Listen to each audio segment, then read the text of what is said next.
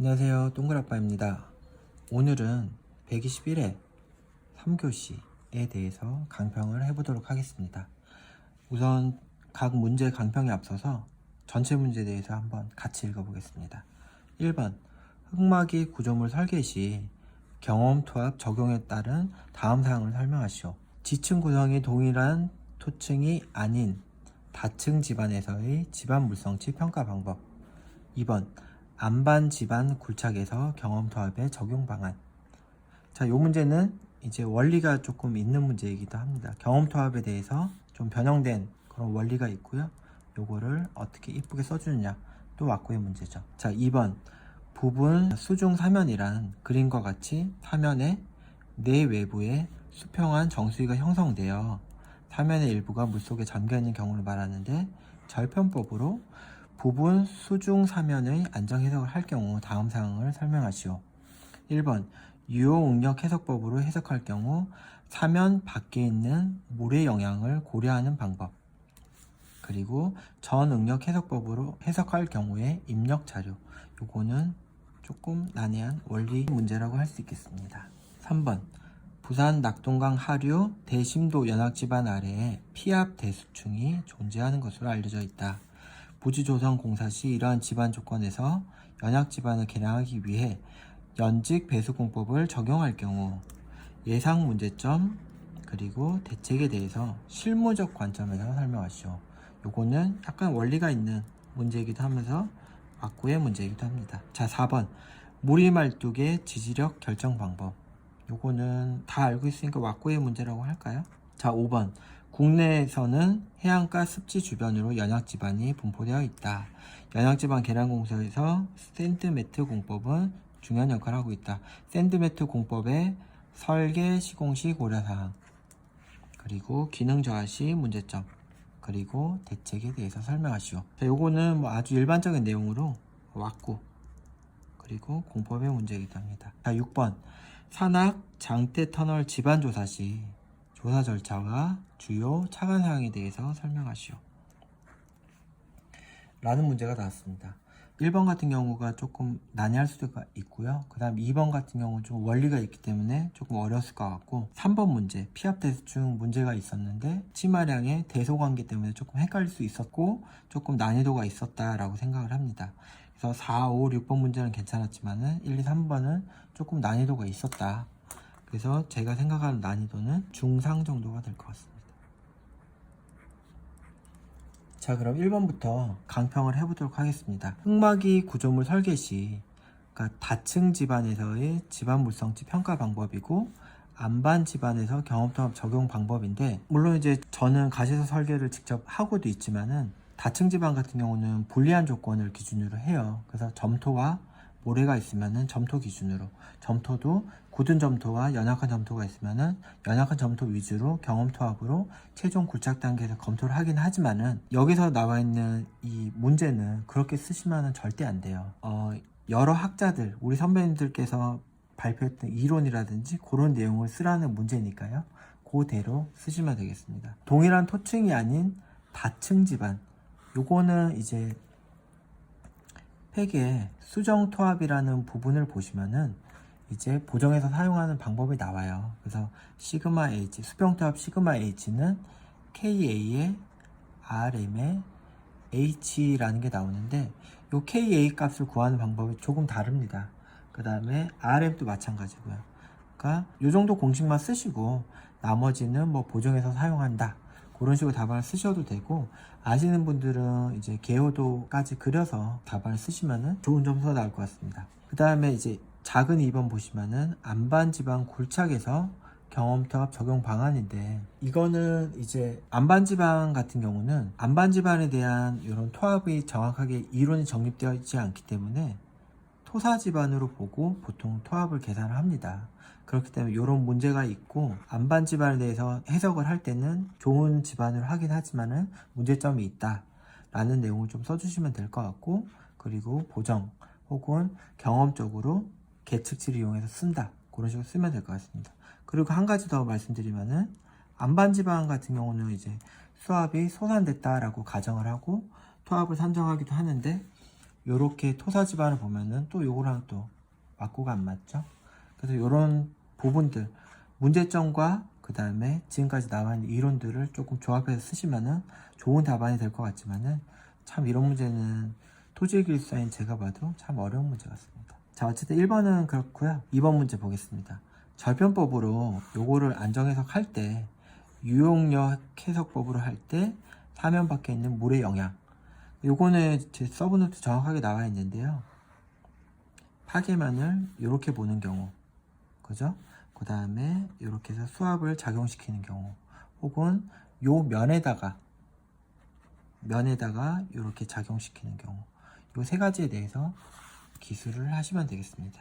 그 다음에 전응력 해석법 같은 경우는 이제 유유 시험에 의한 C U값과 파이 U값을 사용하면 됩니다. 이런 내용에 대해서 이제 써주시면 되겠습니다. 그래서 이런 간극 수압을 구하는 방법이라든지 뭐 유선망이 됐든 아니면은 해석이 됐든 아니면 현장 측정이 됐든 이런 내용과 곁들여서 이렇게 다 쓰시면은 좋을 것 같습니다.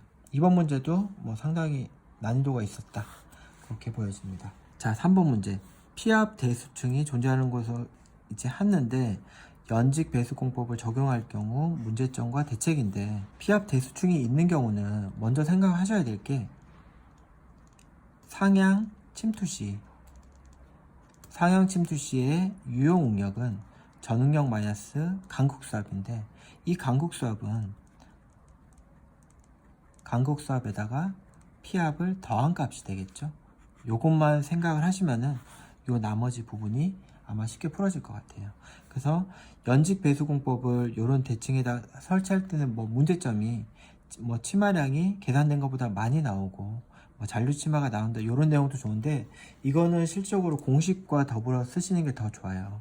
그래서 연직 배수공법이 없는 경우 안밀 치마량은 1 플러스 2 제로분의 cc의 h의 로그 P0의 P0 플러스 델타 P인데 배수공법이 없기 때문에 최초의 유용력이 여기서 P압이 되겠죠.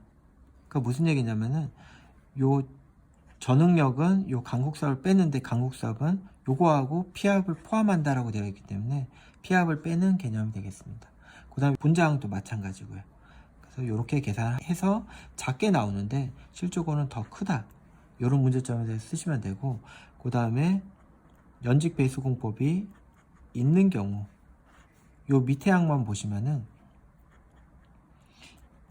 P압에서 기존 유용력에서 P압이 빠지는 게 되고, 그리고 델타 P는 P압이 있다가 없기 때문에 P압을 한 번 더 더해주는 이런 식으로 계산을 한다. 요 개념에 대해서 쓰시면은 이제 1번 문제점과 요거랑 관련해 쓰시면은 좋은 답안이 될 것 같습니다. 대책에 대해서는 뭐 피압을 고려하여 설계하고, 그 다음에 계측을 뭐 수행한다. 그 다음에 뭐 부산 양산 지역의 설계 및 시공 사례를 참조한다. 이런 식으로 답안을 이끌어 가시면 되겠죠. 자, 다음 4번. 무리 말뚝의 지지력 결정 방법. 요거는 너무 간단한 거기 때문에 제가 대충만 할게요. 그래서 말뚝의 지지력은 선단 지지력 플러스 주면 지지력이고, 요거를 이제 지지력 결정할 때는 타질토와 점성토가 따로 이제 구분이 되죠. 그래서 추가적으로는 뭐 치마량 구하는 방법까지 같이 언급하시면은 좋은 답안이 될 것 같습니다. 자, 5번. 샌드매트 공법의 설계 시공시 고려사항. 그러니까 샌드매트의 두께 결정, 그 다음에 장비 주행성 문제라든지 한계 성토고라든지 이런 문제를 샌드매트와 관련된 모든 사항을 이제 질서정연하게 그리고 왁구에 맞게 이렇게 써주시면 될 것 같고요. 그 다음에 기능저하시 문제점은 장비 주행성이라든지 배수, 그 다음에 뭐 투수 문제, 이런 문제들이 있겠죠. 그리고 대책은 요거 반대로 써주시면 되고요. 자, 6번 문제. 산악 장대 터널 집안 조사 시 조사 절차와 주요 차관사항에 대해서 설명하시오 라는 문제가 나왔는데요. 우선은 엑스트라로 산악 장대 터널의 특징에 대해서 조금 썰을 풀어주신 게 좋아요. 그래서 장대 터널 같은 경우는 여러 지층을 통과를 한다.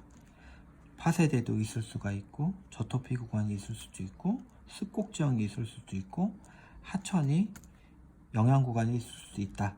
이런 식으로 쓰는 거죠. 그래서 조사 절차는 일반적으로 계략적으로 물리 탐사를 먼저 하고, 그리고 뭐 원위치 시험하고, 특수한 구간에 대해서는 이제 물리 검증을 추가적으로 한다든지 이런 식으로 하면 된다 라고 쓰면 되겠습니다. 그 다음에 뭐 주요 차관 사항에 대해서는 앞서 여기서 쓰지 않았던 내용들이라든지 혹은 시공사항에 대해서 쓰시면 되겠습니다. 예를 들어서 수직갱과 사갱의 위치 선정이라든지 혹은 공사 중 환기라든지 방제시설 관리, 그 다음에 시공 중에 페이스 매핑이라든지, 그죠? 그 다음 필요시 이제 수평 선진 보링이라든지, 그 다음에 뭐 TSP라든지 그런 사항들을 쭉쭉쭉쭉 써주시면, 예쁘게 써주시면 되겠습니다. 자, 121회 3교시 대해서 강평을 해봤는데요. 1, 2, 3번이 약간 뭐 어렵긴 했지만은 4, 5, 6번은 아주 일반적인 문제였기 때문에 우리 수험자분들이 답안을 쓰는데 큰 문제는 없었겠다 라는 생각이 들고요. 1번 같이 이렇게 특수한 이론, 이런 거는 굳이 시간을 내서 공부하기보다는 이런 쉬운 문제 위주로 학습을 하시고 반복을 하시는 게 합격하기가 더 수월하다 라는 말씀 드리고 싶습니다. 뭐 2번하고 3번 다 알면 좋겠지만은 다 알기에는 토질 및 기초결사 범위가 너무 넓기 때문에 얍삽하게 공부를 하시는 거예요. 이렇게 쉬운 부분부터.